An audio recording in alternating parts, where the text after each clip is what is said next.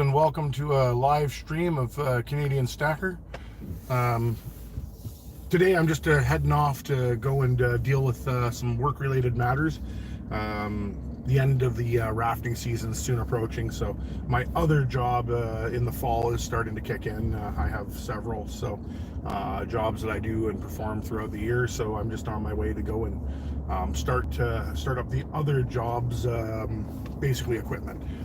So today I'm coming live because of the bricks. Basically, they've decided to add some new skin to the game. Some new countries are going to be joining in. That's what happened over the course of the last couple of days with the bricks. I apologize about camera stability. The device I have is not the world's greatest, but you know, I'm just a dude down by the river. Well, today I'm just a dude driving down the highway, trying to bring you guys some decent content about world matters. So yeah, so basically the BRICS added new countries. I believe it was like 6 in total that they added. Some of the information that's not coming out quite so freely is the fact that India is not impressed with the addition of the other countries. They didn't want that. However, they voted and I guess went ahead and decided to do it anyways. And why would India not overly want more nations into the BRICS right now? Well, they're benefiting from China being cut off from the world stage. Basically, a lot of the stuff is being shifted over to them in regards to the work that's going to be handed out, that's leaving from China, and it's obviously going to go to India. So India is one of the benefactors of what's going on. So that's probably the main reason why India didn't really want to add more people in. They don't want to wreck a good thing before a good thing gets going, if you know what I mean. So India is not the most stable partner in the relationship, and to be honest, if one were to leave, I think it would be them that would leave first if anything happened. However, the economic power of the BRICS nations on the rise, and CNN didn't cover any second of the BRICS conference at all. It's like as if the American people didn't need to hear anything about it. So we know that the White House doesn't want that information getting out about the meeting. And is that a good thing or a bad thing? I really don't know one way or the other if it would be a good thing or a bad thing. I personally think that if the White House is having CNN, or CNN being the media organization that's de facto the chief media organization because of who's in the White House, has anything to say about it, it sounds like the West is not wanting to give any validity whatsoever to the BRICS. You know, first they ignore you. First they ignore you, then they laugh at you, and then they have to deal with you. And right now we're at the ignoring part. You know, like the laughing part. We've been doing those for a while now. The next part is doing something about it. So as the title of the video states, you know, Jerome. What's Jerome going to do? What's Jerome going to do today? Is Jerome going to hike? Is Jerome going to pause? Is Jerome going to jump? What is Jerome going to do when he realizes the BRICS nations are coming down on him? I've heard a lot of rumors of a 1% cut. I don't see that. Like the economic data is changing. Things are looking bad. I still see a hike. I think he's going to hike it no matter what. He has to keep pace with the bond. So whatever the bond yield is, the Fed follows. So whether he wants to cut or not, his choice is to destroy the American dollar or destroy jobs. And right now, he's been happily going on the path of destroying jobs. He's been doing that for 18, 19 months now. I don't see him slowing down his path yet. I see rate hikes until the end of this fiscal year, no matter what. Probably, I'm looking at 95% likely for that. But this 1% rate hike drop in a single shot, like dropping a full point, if that were to happen today, like some analysts are saying, and I say that word deliberately, I can't see that happening. If it did, what would that do? Well, first off, the dollar would drop in value immensely, and silver and gold, oh my gosh, man, I can't even begin to imagine what the change would be. You know, like it would be dramatic. Would it happen right away? I don't know, but it would be dramatic. Whatever the outcome would be of that hike, I think the world would be in shock with you know, the legs that silver and gold would generate by a 1% interest rate hike. Drop in one shot. Just having a little drink here. So I see this as warning shots across the bow, adding these countries to the BRICS. And like I said, if Jerome does wind up adding,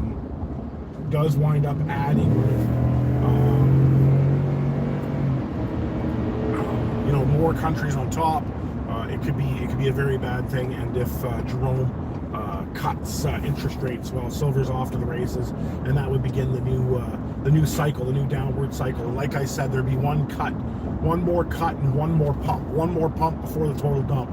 So if Jerome cuts like that, you can just say that the top is completely in, and this is it. We're in the final stage. Now, I was watching Rafi Farber the other day. I'm a big listener of his. I don't ever hear him talk too much crazy. Yeah, they have some guests on that are, well, weird at times. But Rafi himself, he's amazing. You know, he's a God-fearing man. So obviously, I listened to him pretty good.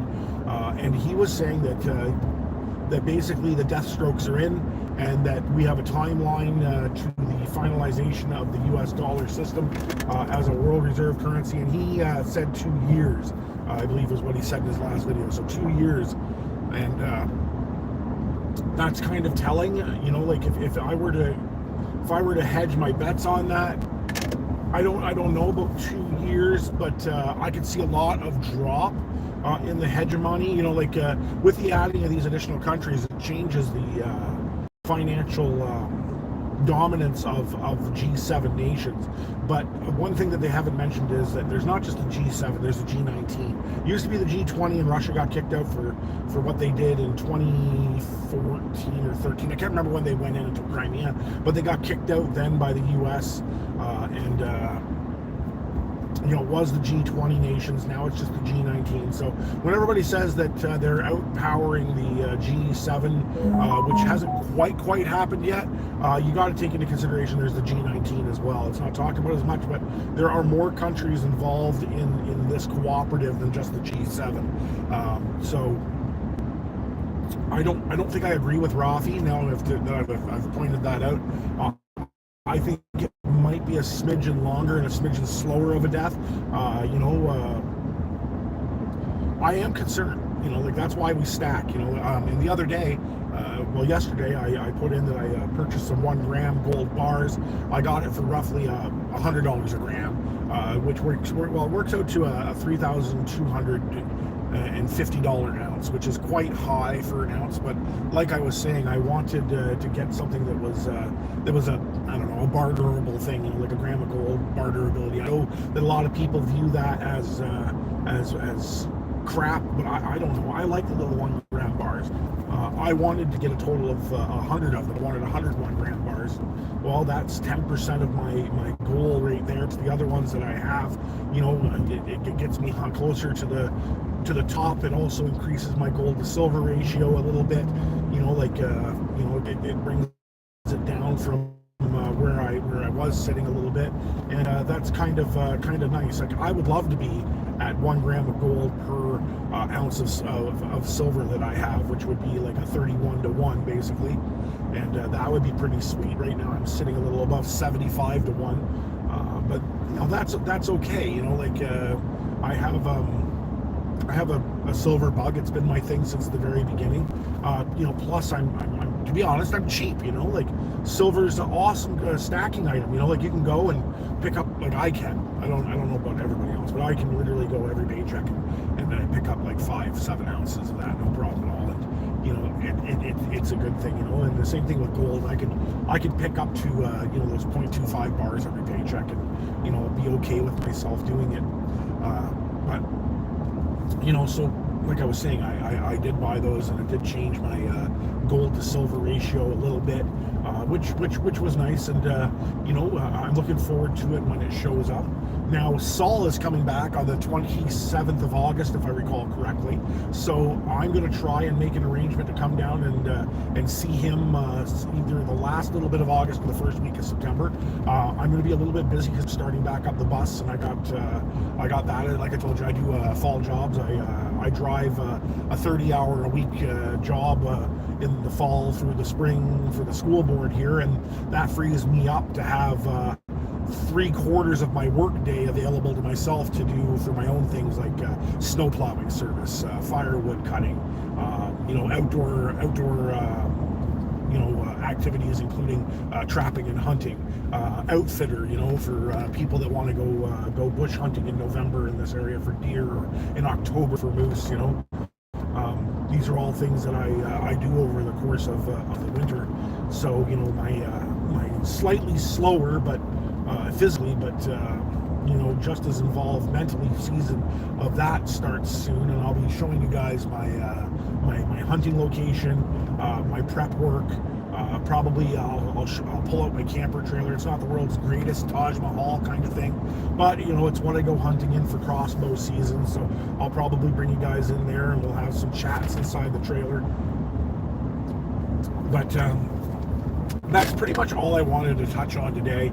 I got some content ideas planned for some videos now that the season's coming down, and I'm going to have more daytime hours that I can present to a stable platform where I'm able to set up and show you guys some rare silver coins. Maybe I'll show you some of the gold pieces in my collection. That kind of thing. I'm also going to be purchasing a new armored vault, which is going to come into my house shortly. I'm looking at a 72-inch wide by 68-inch high by almost 3 foot deep, 2,700-pound gun locker that I'm going to put in my house. And I'm going to secure with bolts into the concrete in the wall, and I'm going to put it into a hidden part of my wall. So maybe I'll show you guys that process, because I bought it large enough to hold all of my ammunition, all of my guns, all of my precious metals, and anything that I view as a incredibly valuable item that I don't want to lose. Maybe you guys want to see that when it's finally here. But until next time, this is Canadian Stacker, and I got to go quickly. Have a great day.